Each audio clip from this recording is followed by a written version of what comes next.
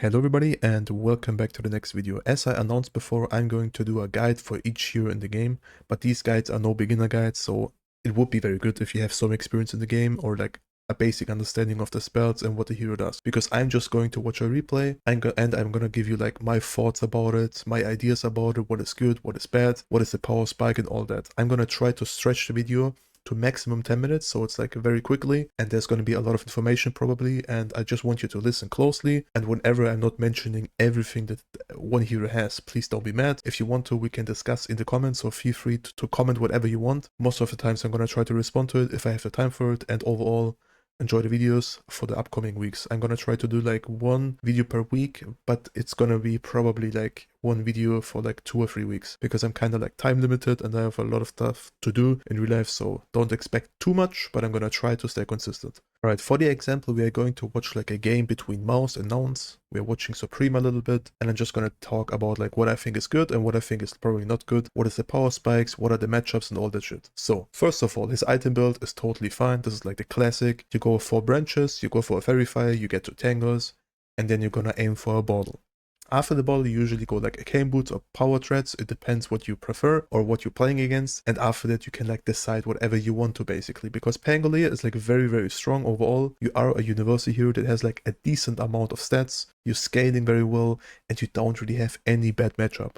Like Pangolier has some matchups that are like annoying, but Pangolier is like kind of never ever getting completely stormed in any lane. It doesn't matter what you're laning against. If you are like decent on Pangolier, you will always get your like minimum 40 to 50% of a lane, because it's super hard to lose with the hero, trust me. Even though he's getting zoned at these moments right now, it doesn't really matter. Like your power spike is basically like your level 3, because you have 2 points in your shield crash, and after that you can just like focus on farming. And trust me, you wanna focus on farming. If you're not focusing on that, you're gonna lose your game. You need to focus on farming as long as you don't have ulti, if it's possible. Of course, you can go for some rotations if you see something, but try to play on your own.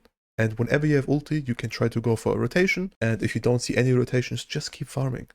The skill build is also like very simple and easy to understand, because at some point you're just gonna max your Q and then your W, and your passive is the last. Please never go passive early on. It's not working and it's not good. And you will see later on why, because you're losing a lot of damage if you skill the passive early on. The Q and the W, like the swashbuckle and the shield crash, are your own, like your most damage and your most potential to farm. Even though you are missing some CS, it doesn't really matter. Like Pangolier is basically a flash farmer, and you can do whatever you want with this hero. So just try to be focused on the hero, on like farming, and the laning stage is like kind of whatever. Like later on you can like start rotating, get some easy kills, and then you will see the Pango has a lot of impact. And even though you have a hard lane, or like not the best lane, for example, it doesn't really matter, because Pangolier can always come back. One big note as well is I'm recommending you this facet, the rolling bolt. Trust me, it's so much better. Like even before they buffed it, in my opinion, it was a better like facet. I always like took it kind of when I played him, because I loved it. Like you cannot miss a roll if you have this facet. And a perfect example for that is basically this situation here. He has the facet, he's just rolling in, and look at the speed. It's impossible to miss this roll on anyone, trust me. This roll is so good that you can literally not miss it. And as I said before, the skill build is like very easy to understand. The first level, you go for W. Second level, you go for Q. Then you go for a second point in your W, as he did here. And then you max your Q. The reason behind it is basically you just want to add up your farm and you want to focus on that. The power spikes on Pangolier are basically your level 3, because you have 2 points of shield crash, but like the shield crash is more like you're harassing on the lane and you're getting more farm on the lane and you feel stronger because you can trade better. And after that, the power spike of Pangolier is basically his ulti. And the biggest timing on Pango is also the ulti. It doesn't matter at which minute you are, your biggest power spike is always the ulti. And you're gonna see it in the gameplay right there. He's never trying to like force big fights if he doesn't have ulti. And whenever he has ulti, he's gonna start rotating. For example here, he sees a free kill or free experience, he moves to it, but he's never trying to like force anything without his ulti. Now he has ulti again, that's why he's like doing this and forcing something. They fucked it up, they get outnumbered, they lost the fight, it doesn't really matter though. Back to focusing on the important thing, and the important thing is farm. There are some situations where you can go for rotations if, for example, you have a haste rune, or like any hero that like can like Pangolier or whatever you want to. But like overall, always focus on farm, as Supreme is in this current situation. He doesn't have ulti, he's focusing on farm. He has ulti, he can look for kills. But he can even focus on farm with the ulti, it doesn't really matter. Like it's his decision what he wants to do, but the best advice I can give you is always farm if you don't have ulti. If you have ulti, force a fight. If you don't have ulti, farm. This is like the most important part of item build. I'm not quite sure if I like the default. The default is like very like pressure heavy. Like if you're losing your lane, for example, or if your team has like a very, very rough game, I do not like this diffuser blade because it doesn't give you much farm. It only amplifies your fighting speed basically, or like fighting potential. So I'm recommending you always like items like Echo Saber, Manta Style, like anything that gives you the opportunity to like farm more or like scale even harder. Because the default can be cool if you're playing like as he does right now, like very aggressive and like on the enemy side of the map, and it works out. But if he's not getting anything in these like next 5 to 6 minutes with this default, like any win fight or whatever, he feels very sad, and he's gonna be very sad. And at some point he feels kind of useless because he's not scaling, and his farm potential is like kind of limited with the diffuser blade. So always go for diffusal if you have a very good game, and if you don't have a very good game, you can go for Echo Saber. You can even go for Maelstrom if you like AFK one, like if you want to AFK farm basically. But like the best item build I usually go is like a Cane or Power Threads, Bottle of course, then the Magic Wand, maybe one Bracer, it depends on you if you like it, if you don't like it. And after that you basically go for like either Maelstrom, or like you go Diffusal Blade, or you go Manta Style, it's your decision. But I usually end up with like Echo Saber, Aghanims, Basher, Blink. These 4 items are like the biggest key items in my opinion. And the reason behind it is basically the Echo Saber gives you like fight potential too, it slows the enemies too, and it gives you mana, like mana regeneration and mana pool more. Like this is like the cool part, because Defu gives you some int as well. Yes, cool and nice. It also gives you slow, sure. But like as I said, if you're not winning these fights, it feels very awkward having a Defu. And an Echo Saber feels more natural, because you can also go for like Harpoon, you can like upgrade it, or you can just like keep it as Echo Saber. And whenever you want to, you can just like sell it, or even disassemble it and build a BKB plus something else, or like build the Aghanims out of it. These cool plays are like still existing. You just need to think about them. So just start to think more ahead in the game. Don't think like, yo, I'm building this and this item, and then later on I'm gonna build this and this.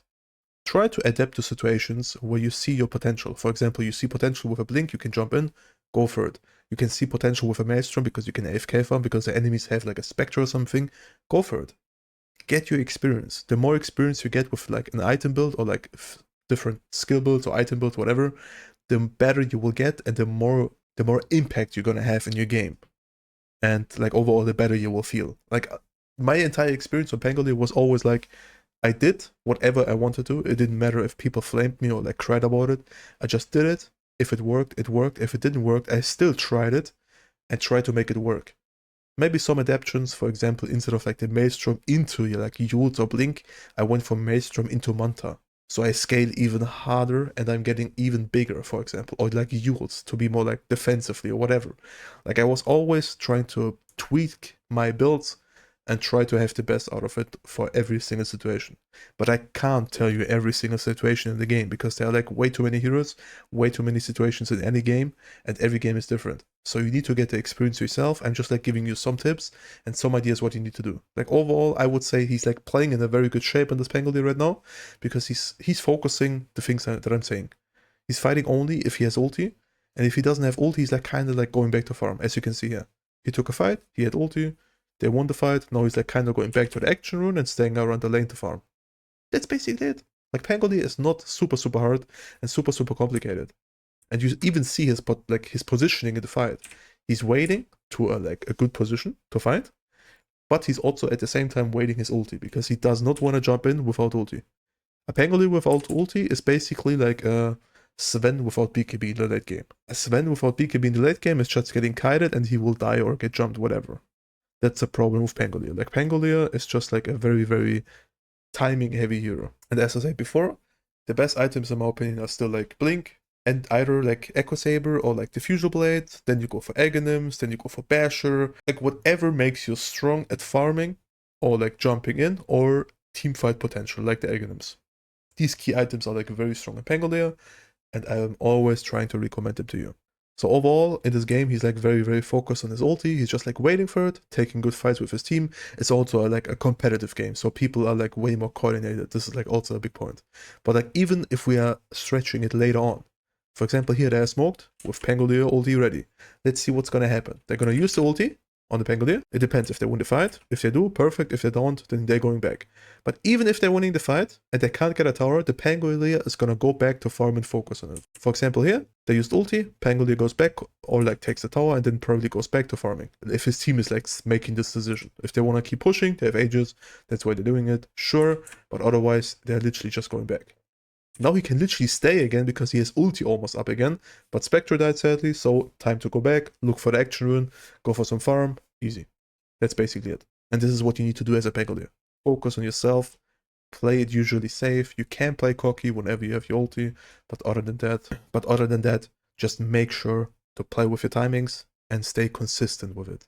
And at some point you will see you have 1 billion times damage and you have a lot of scale potential even if you have a tough lane. So thanks for watching, everybody. I hope you enjoyed the video, and these type of guides are like very, very advanced kind of, because I'm not talking to people that are new to the game. I'm usually talking to people that already played the game or played the hero a few times, and they just want like some information from somebody else or like get some experience from somebody else as well. So if you want to, you can comment whatever you want to, like ask anything you want in the comments, as I said before. Feel free to it. We can discuss anything you want in the comments, and I thank everybody for watching, and the next video is going to be probably on the next weekend or in 2 weeks. Thanks for watching. Bye bye. Peace.